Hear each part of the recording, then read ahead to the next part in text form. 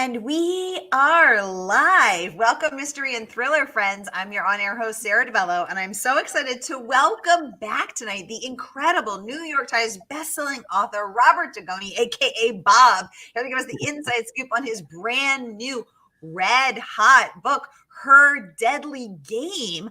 Bob, welcome back to Mystery and Thriller Mavens. Tell us about this book. Well, thank you so much for having me. It's really great to be back. I'm excited about this book. I really am. I started this book with a kind of a really basic premise, which was I wanted a book that had a riddle in it. I wanted to do a legal thriller, but I wanted it to have a riddle in it. And I just decided I wanted to do the things that I do well, right? Police procedurals, legal thrillers, and then family dynamics. And so I sort of came up with this character, and I just let her start to tell me the story and how it all kind of unfolds and comes about. And Kira Dugan is a 30-year-old, very accomplished prosecutor who, because of a bad relationship with her boss, is forced to leave the prosecutor's office and go to work for her father, who she swore she would never work for because her father is an alcoholic. He's embarrassed her on too many occasions, and her two older sisters, who act like her pseudo mother, work at the same law firm, and it was something she would never do. But she goes there, she finds that the law firm is in trouble. The alcoholism has caught up to her father. They get a big case in, a murder case. A defendant, very wealthy man, is accused of murdering his wife. And Sara takes the case, and lo and behold, who's the prosecutor? But the man that she had the affair with. So yeah, it was a lot of fun to write. One of the things that makes it a bit unusual is there is a chess game in the book, and it is real. It is a real chess game, and it is based upon a grandmaster's U.S. Open championship game that he helped modify and blend so that the investigation and the trial is in many respects what's going on in those is reflected in the chess game. Whoa. Well, Bob, we got a lot to talk about. I mean, we have so much to talk about. I can't wait to get into every single bit of it, plus the incredible praise that this book is earning, including a starred review from Kirkus themselves. So congratulations on that. We're going to get into every single tasty detail. But first, I just want to welcome everyone because we are broadcasting live to 7 different destinations across Facebook and YouTube. So hi, mystery and thriller loving friends. No matter where you're watching from, you're in the right place. This is the right time. It is Mystery Monday, and because Mondays can be murder, we're going to make them a little less painful for you. So if you've been here before, you know the drill. Every Monday, I give you my handpicked featured authors, and you get to ask them anything. So ask this incredible New York Times bestselling author about his practice, what's his writing day look like. Ask him anything you've ever wanted to ask Bob Dugoni. This is your chance, as well as anything about this deadly chess game on the pages in the courtroom and off.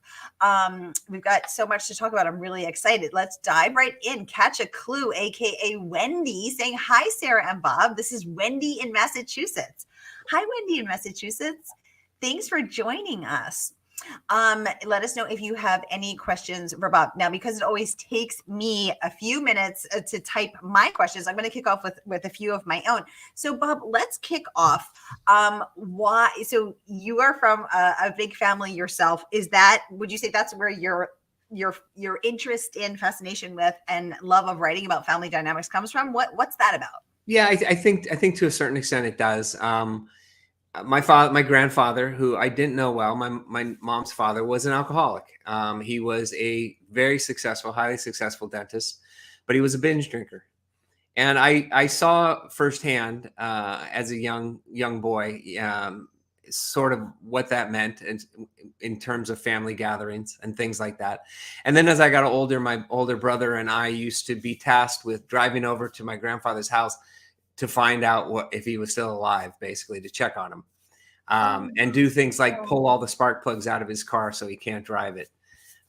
It was hard, but it was really hard, I think, more on my mother than on anyone else. my mother was the third daughter. Kira is the third daughter. So, as an Oh, author, you start to pull on some of these dynamics. The family is certainly not my mother's family, but the characteristics and the things that happen in that family, the anxiety that comes to the children as a result of it, all those things, I tried to work into the story. So yeah, I have a number of siblings. They're all different. Some are type A, some are type B. Some are high strung. It's just it runs the whole gamut. well, as someone from a large family herself, three sisters and a baby boy, family dynamics are always interesting for me to read about. I also had a grandfather who was an alcoholic, and so I appreciated that you brought that onto the page, and I didn't know that was drawn from your own experience. So thank you for sharing that.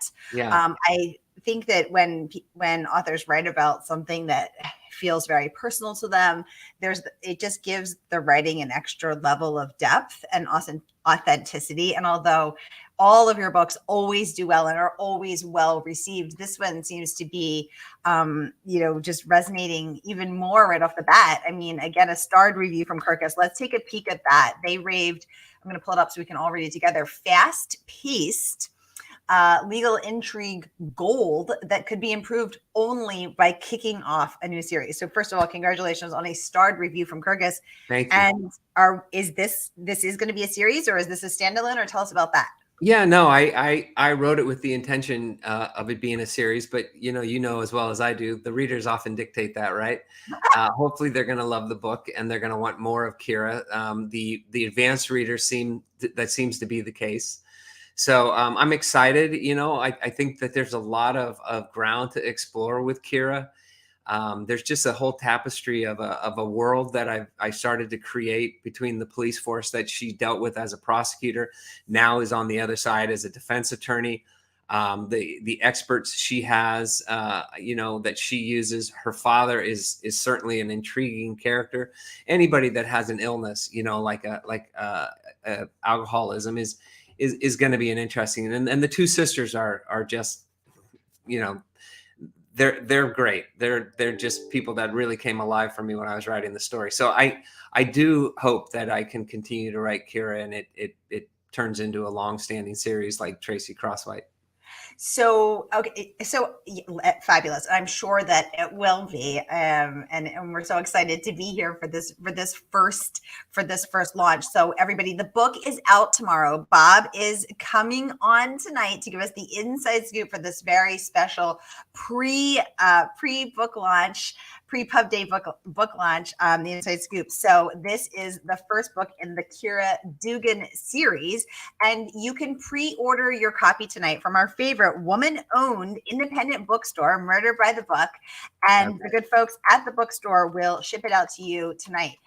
Ship it out to you tomorrow when the book comes out. So here is that link. No matter where you're watching from, Facebook or YouTube, click and pre-order so that you too can immerse yourself in the world of Kira Dugan, her ex Ambrose Miller, and her fabulous, fun legal thriller drama that Kira gets into. So here is that link. Click and order, y'all, because you're going to want to read this with us. Now, Bob, let's talk about your writing process. So this is not your first rodeo. You've written some incredibly successful books, 10 million copies in print. So amazing. What have you learned along the way from book one to now about the craft of writing and writing well? Oh, so many things. I think the thing that's most important is to understand that when you write a book, no matter if you've written one book or you've written 25 books, that might be the first book that a new reader picks up of yours. And so that really means that you have to be at your best on every single book. I really believe in the old adage that you're only as good as your last book, because for some readers, that's your first book.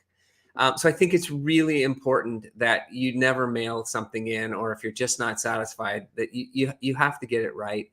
And then the other thing I harp on all the time is you have to learn the craft of writing a novel. I made the mistake of leaving the practice of law, believing because I had written for the Los Angeles Times and yada yada yada, that I could write a novel. Well, it's hard. Writing a novel is hard. It's difficult. Somebody once said there are something like 300 names in a book.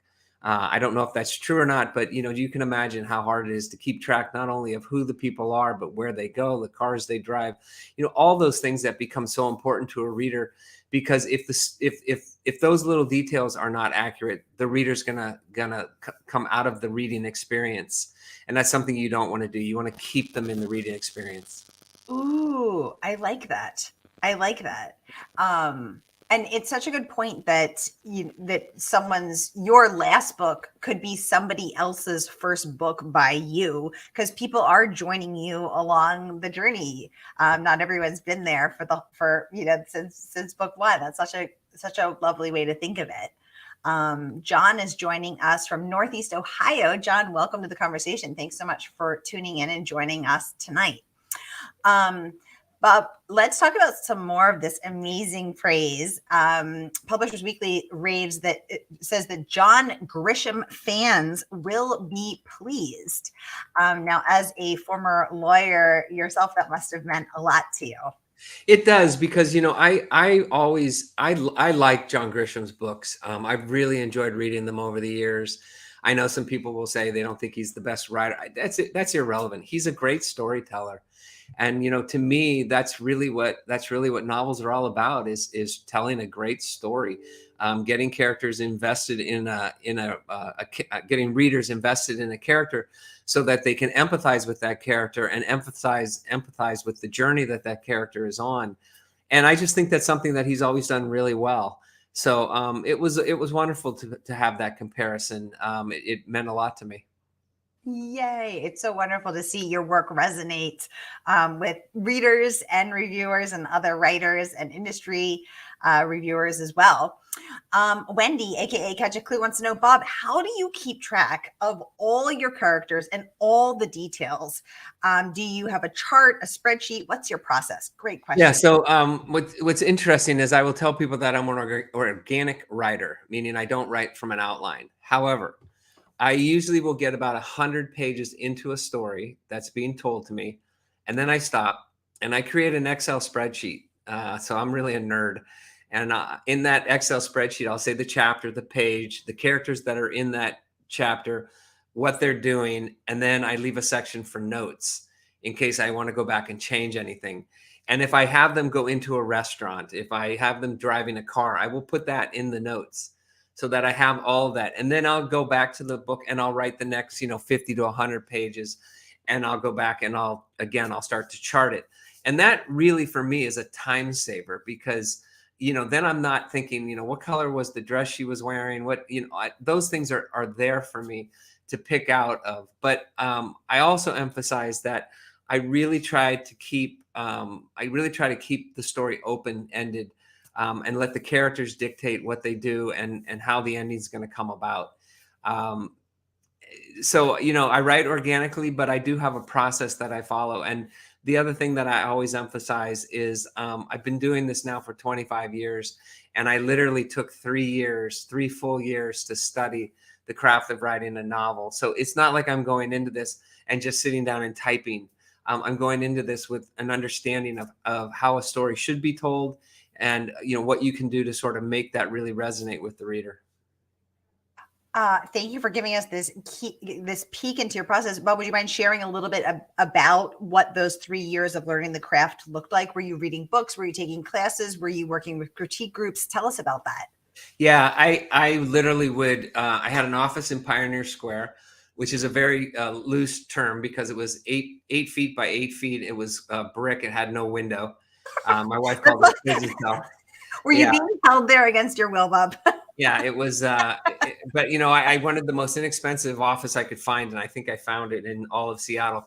But I was about 3 blocks from Elliott Bay Book Company back in the day when it was in Pioneer Square, in that beautiful building with the wood plank floors, just historic. And I would go in and I'd go to the how-to section and I'd start pulling books off the shelf. And I start reading. I'd sat on the floor because there were no tables. And so I'd literally sit on the floor and I'd read them. And if the book spoke to me, if it made sense to me, if it said something that I thought was important, I didn't want any of those books on, feeling the I wanted to know, do this and don't do that. And so I started Ooh. finding books like, Christopher Vogler's book, The Writer's Journey, Saul Stein's book on writing, Donald Moss's book, Writing the Breakout Novel. I started studying those. And like I said, if it was a book that meant something to me, I would buy it. But I was discerning because I wasn't making any money. So I had to be, careful about what I bought and make sure that it was something that I felt would improve my writing. Ooh, well, clearly it worked for you, because here you are 25 years and 10 million copies later, still killing it. And I love that you took it so seriously to actually, to study it that intensely. That's so cool to hear.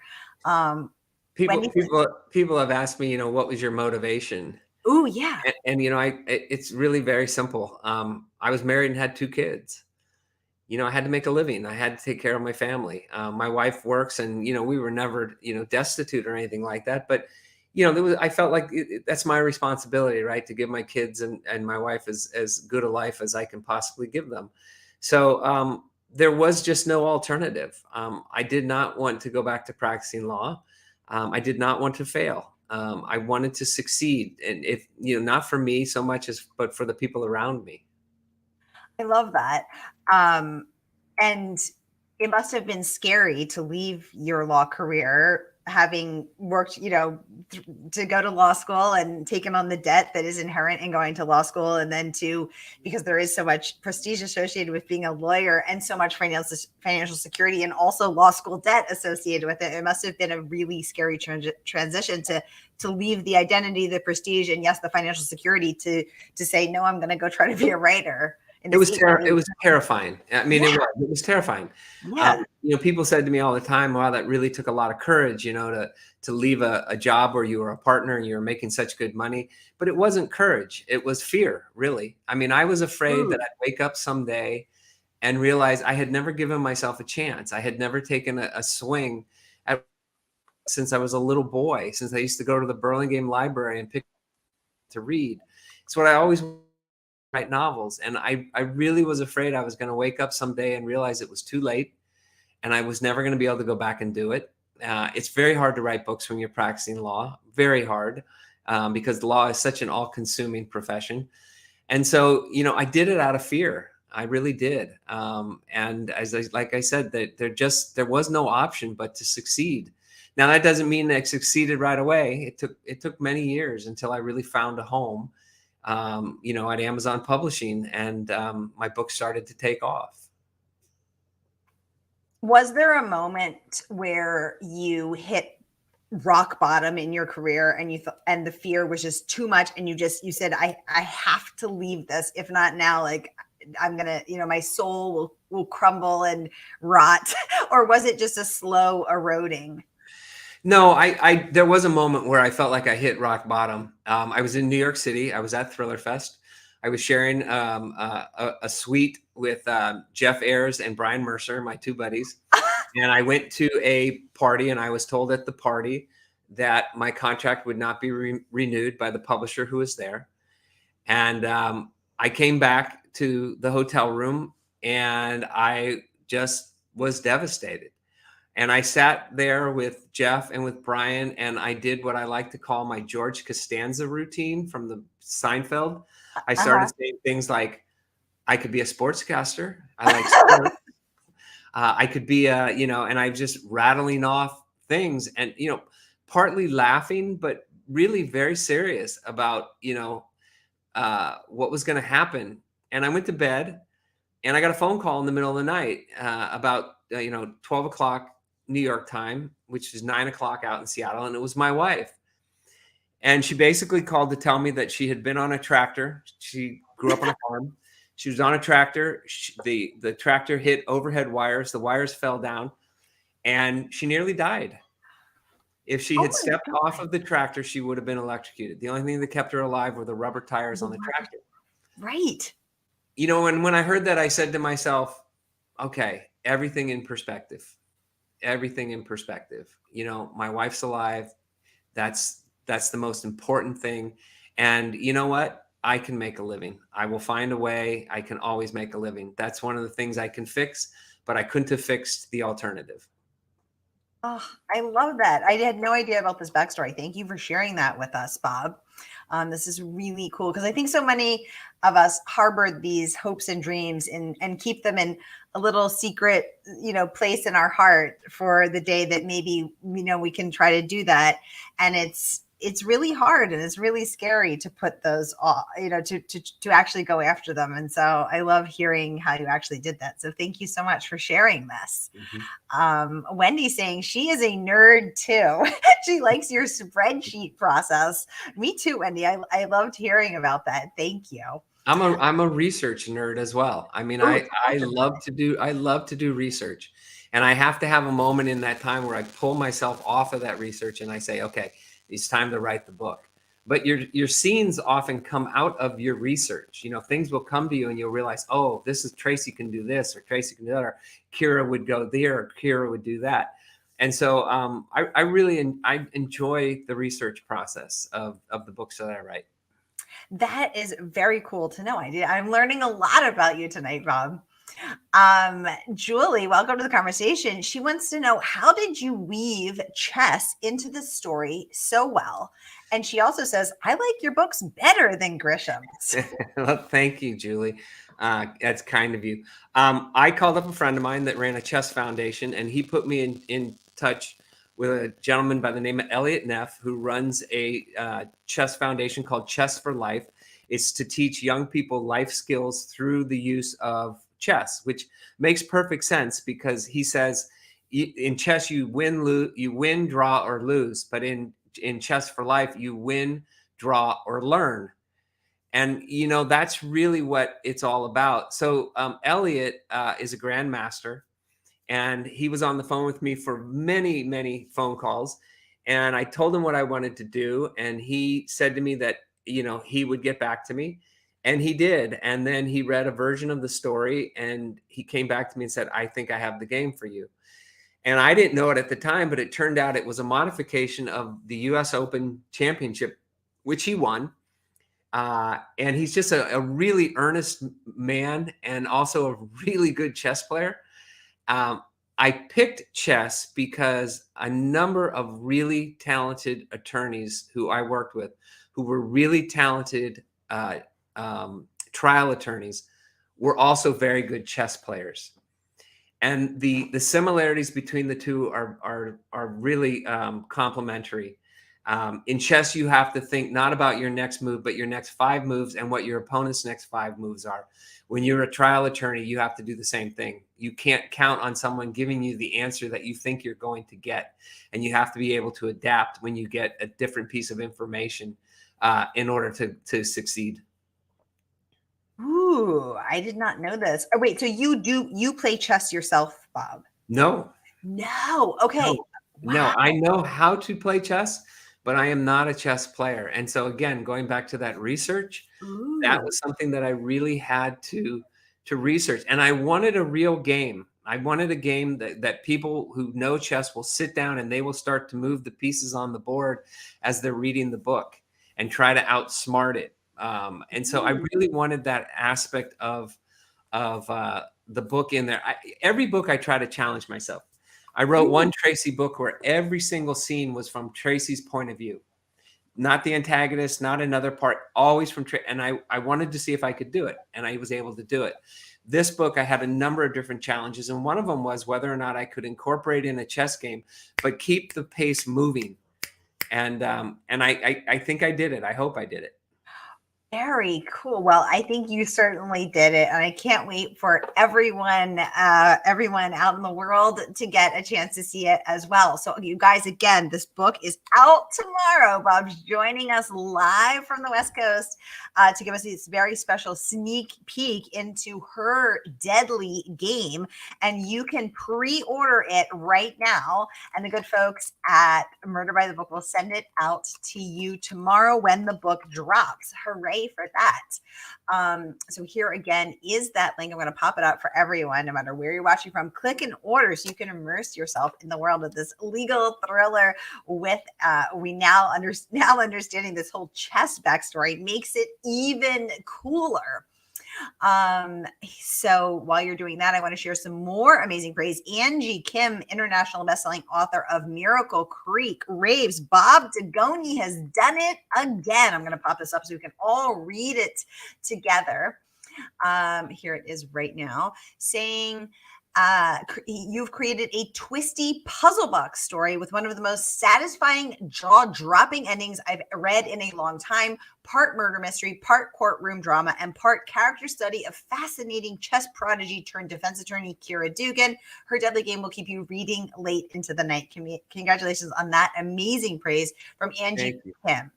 Hooray. Marcy McCreary joining us saying, this is such a fascinating interview. Thank you, Marcy. Great to have you here.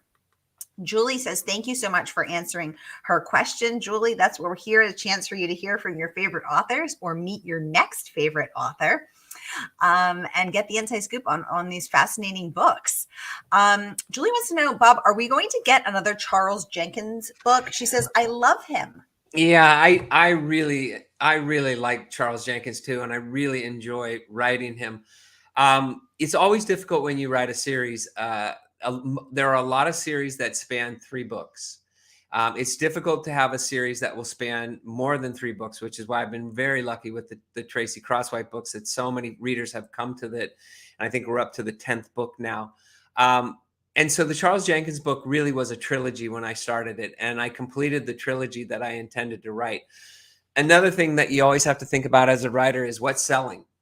And the Charles Jenkins books sold well, but not as well as some of my other books. And that in large part was because when the 3rd book came out is when Russia invaded Ukraine. And so Russia just saturated the news with Russian, what was going on and all those things. And, I think people rightfully so. My publisher pulled back a little bit. They didn't want to look insensitive. They were trying to capitalize on a situation and things like that. So it was difficult, and so we're just going to have to see. It's been optioned for a television series. And, I hope it does really well because I hope it brings more people to the stories.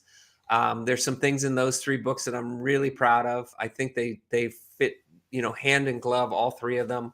And I'm excited about them. So we'll see. Thank you for the great question, Julie. Thank you for the scoop there, Bob, on the Charles Jenkins situation. Julie saying this is so interesting to hear the backstory of the hows and whys of what happens. Very cool. Victor Methos, bestselling author of The Secret Witness, also had some wonderful praise for you, saying, calling her deadly game absolutely riveting, a juicy tale that will leave readers hungry for more. Your fellow lawyer turned writer, Lisa Scottoline, also weighing in, saying, I adore Robert Dugoni's legal thrillers, and her deadly game is his best one yet. I loved Kira Dugan's strength and her heart, which shine through the pages, and I rooted for her every step of the way through this unputdownable story. Congratulations on that bit of praise from a woman who knows how to keep the pages turning as well. She really does. So does Victor. They're 2 really talented writers, and I was really honored to get those from them. Yay. And so great to hear, people who have known you for a while, who've been following your career for a while, saying, that this is your best book yet, knowing that, you set such high standards for yourself as well. Julie says she recommends that series all the time. Bob, we're going to need some more books. Well, thank you, Julie. I appreciate it. Oh my goodness. Y'all, we are out of time. I want to thank New York Times bestselling author Bob Dugoni for joining us live to give us the inside scoop on his brand new book. Again, it is out tomorrow. This is a special pre-launch event. #1 New York Times bestselling author. Lisa Gardner also has some amazing words of praise. She said, "This is one of the best puzzle books ever. I raced through the pages, which are packed full of compelling characters and taut gamesmanship, desperate to learn the answers to this extraordinary thriller. This is both a whodunit and a howdunit, which I think is the best kind of book." Ketchiklu says, "Thank you both so much. Wendy, always a pleasure to have you. Y'all, the book is out tomorrow. Once again, here is that pre-order link. You're going to want to immerse yourself in this fabulous book. So be sure to order from our favorite woman-owned independent bookstore." Bob Dugoni, anything you wish I'd asked you? Any secrets you want to spill to the Mavens audience? No, I mean, nothing I can think of. I just, thank you to Murder Books. That's wonderful that they're doing this, and I hope that they get a lot of business out of it, because it's great for independent booksellers. So thank you, and thank them. Yay! Thank you so much for coming on. And Bob, let us know when your next book is out. We would love to have you back anytime. It's always such a pleasure. Y'all, I will be back at the top of the hour with New York Times bestselling author Sally Hepworth. Go get a drink and get a snack. We have one last comment from Debbie. She says, "Robert is new to me, and I will have to read this book." Here's what you're talking about, There Bob. you go. Here's what you're talking about. 25 years in, 10 million books sold. But welcome, Debbie. That's what we're all about here, is meeting hearing from your favorite authors and introducing you to your next favorite authors. So I have a feeling that Bob is going to be that next favorite author for you, Debbie. Let us know what you think when you've read it. All right, y'all, that's a wrap for me. Bob Dugoni, thank you so much. And I can't wait to host you again next year. Thank you very much. Thanks for having me. Have a great night, everybody. See you soon.